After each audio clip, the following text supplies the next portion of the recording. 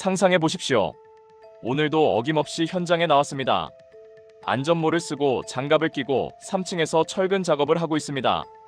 옆에서 동료가 농담을 건넵니다. 평범한 하루입니다. 그런데 갑자기 위에서 외침이 들립니다. 위에! 고개를 드는 순간 이미 늦었습니다. 5층에서 떨어진 각관 파이프. 어깨를 직격당했습니다. 쇄골이 부러졌습니다. 119에 실려가면서 머릿속을 가득 채운 건 통증이 아니었습니다. 이번 달 월세는 어떻게 내지? 일을 못하면 아이 학비는? 그리고 현장 소장에게서 전화가 옵니다. 산재 넣으면 현장 감점 먹어. 알아서 좀 하자. 이런 상황에서 당신이라면 어떻게 하시겠습니까? 오늘은 건설 현장과 물류창고에서 일어나는 낙하물 충돌 사고, 그리고 사고를 당한 근로자가 반드시 알아야 할 산재 보상과 손해배상에 대해 이야기해 보겠습니다.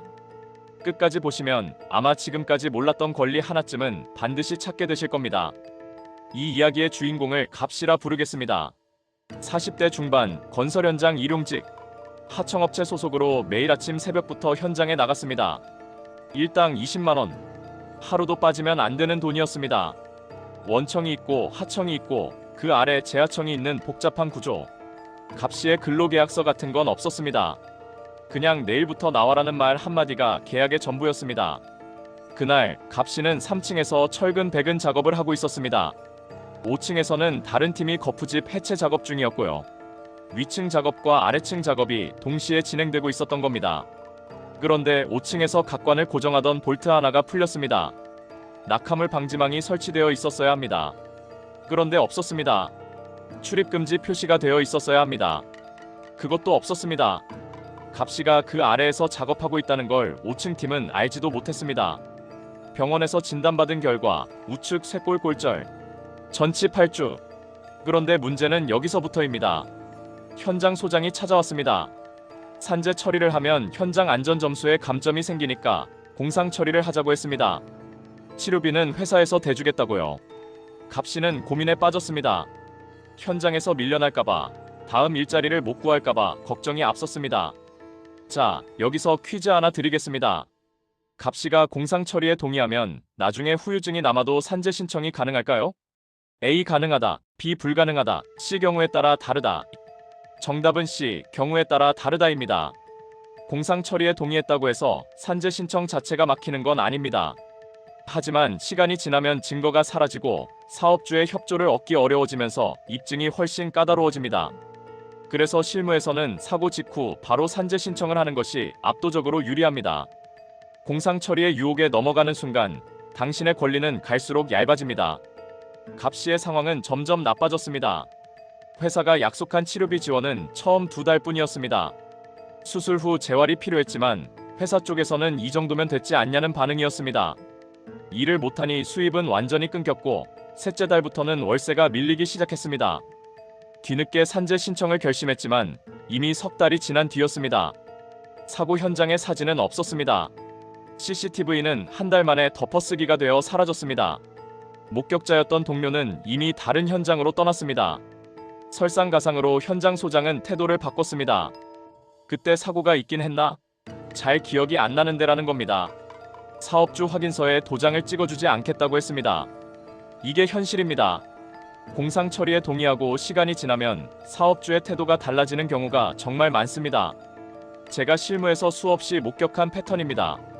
처음에는 다 해줄게 하다가 돈이 들기 시작하면 글쎄 그랬었나? 하고 발을 빼는 겁니다. 그런데 여기서 한 가지 더 알아야 할 것이 있습니다. 갑시처럼 일용직 근로자의 경우 산재 보상금의 기초가 되는 평균 임금이 제대로 산정되지 않으면 보상금 자체가 크게 줄어들 수 있습니다.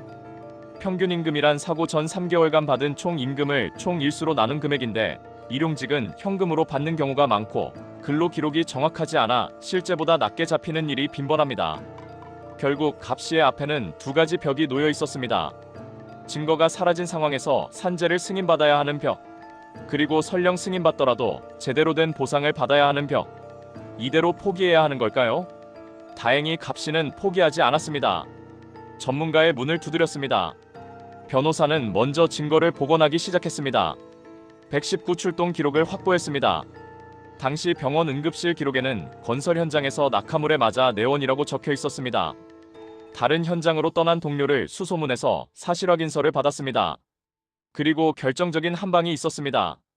고용노동부에 해당 현장의 안전점검 기록을 요청했더니 사고 발생 2주 전에 이미 낙하물 방지망 미설치로 시정 명령이 내려져 있었습니다. 사업주는 이를 이행하지 않은 상태에서 사고가 난 겁니다. 산재 승인은 어렵지 않게 나왔습니다. 아무리 사업주가 비협조적이어도 객관적 증거가 갖춰지면 근로복지공단은 직권으로 조사하여 승인할 수 있습니다. 그런데 이야기는 여기서 끝이 아닙니다. 갑 씨는 산재 보상과 별도로 사업주를 상대로 민사손해배상을 청구했습니다. 근거는 명확했습니다. 산업안전보건법상 안전조치 의무 위반, 그리고 대법원이 수십 년간 일관되게 인정해온 안전배려 의무 위반입니다. 사업주 측은 갑 씨의 과실도 있다고 항변했습니다. 하지만 낙하물 방지망도 설치하지 않고 동시 작업에 대한 안전조치도 하지 않은 사업주의 과실이 압도적이었기에 갑 씨의 과실 비율은 극히 낮게 인정되었습니다. 건설 현장에서 자재가 떨어지는 사고를 다루다 보면 떨어지는 것이 물건만은 아니라는 생각을 하게 됩니다. 사고 한 번에 사람의 건강이 떨어지고 소득이 떨어지고 가족의 일상이 떨어집니다. 그리고 그 무게를 온전히 근로자 혼자 감당하게 하는 것, 그것은 정의롭지 않습니다. 법은 이런 상황을 위해 존재합니다. 산재보험은 당신의 잘잘못을 따지기 전에 일단 다친 사람을 보호하라는 철학 위에 서 있고, 손해배상은 안전을 소홀히 한 자에게 그 대가를 치르게 하라는 원칙 위에 서 있습니다. 그런데 이 모든 제도는 당신이 알아야 비로소 작동합니다. 사고 직후 현장 사진을 찍어두십시오. 목격자의 연락처를 확보하십시오. 119 출동 기록은 소중한 증거입니다. 공상 처리를 종용하는 말에 흔들리지 마십시오. 그리고 산재 신청을 주저하지 마십시오. 당신의 실수가 있었더라도 업무 중 사고라면 보상받을 수 있습니다. 혼자 감당하기 어려우시면 전문가의 문을 두드리십시오. 그것은 약한 것이 아니라 현명한 것입니다.